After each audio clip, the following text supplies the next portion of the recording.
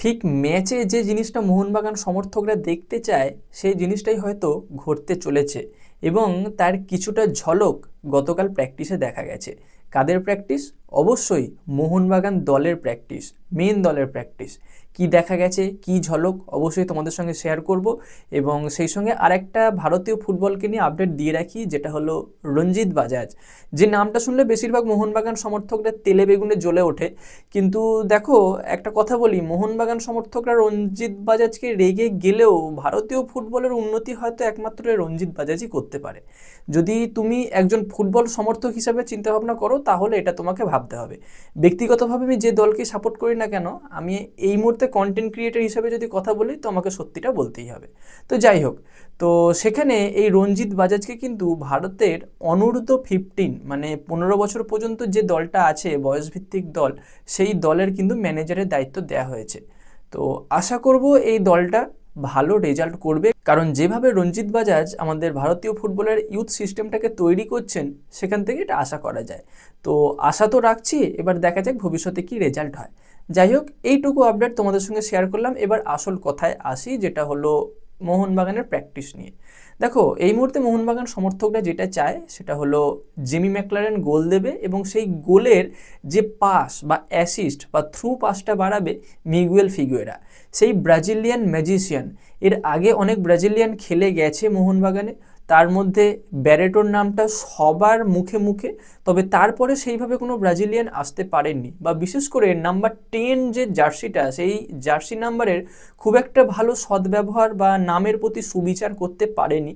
তো এবার মিগুয়েল ফিগুয়েরার ওপরে বা মিগুয়েল ফিগুয়েরা কি সেই জায়গাটা পূরণ করতে পারবে, সেইটা নিয়ে একটা বড়সড় প্রশ্নচিহ্ন থাকছে।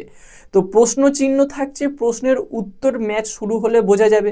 যত ম্যাচ গড়াবে, যত কম্পিটিটিভ ম্যাচ মোহনবাগান খেলবে, তখন তো এই বিষয়গুলো বোঝা যাবেই।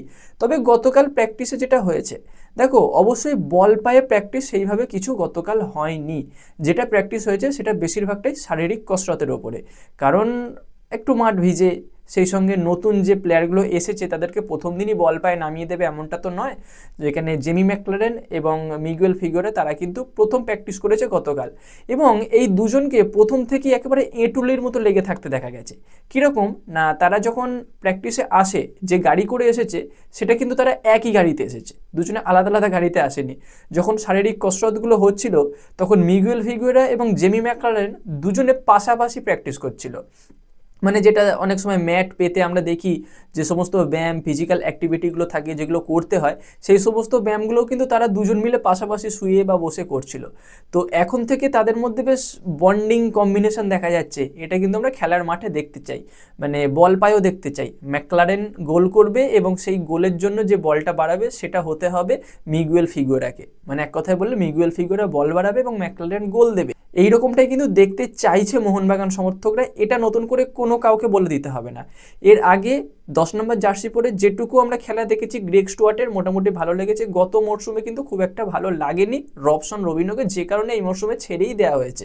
এবার কথা হলো 10 নম্বর জার্সি। অবশ্যই 10 নম্বর জার্সিটা মিগুয়েল ফিগুয়েরাকে দেওয়া হয়েছে।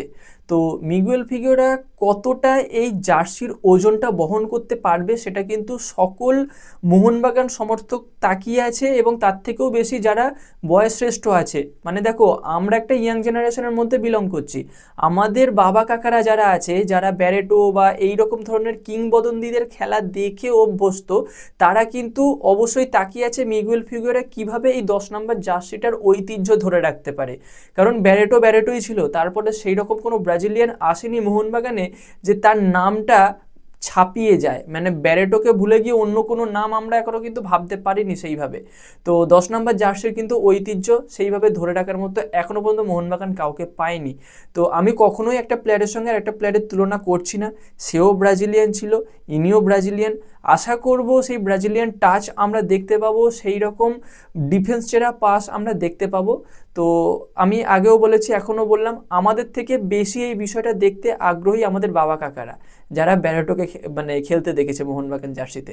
আমরাও দেখেছি, কিন্তু খুব খুব একটা ভালো কিন্তু আমাদের মনে নেই।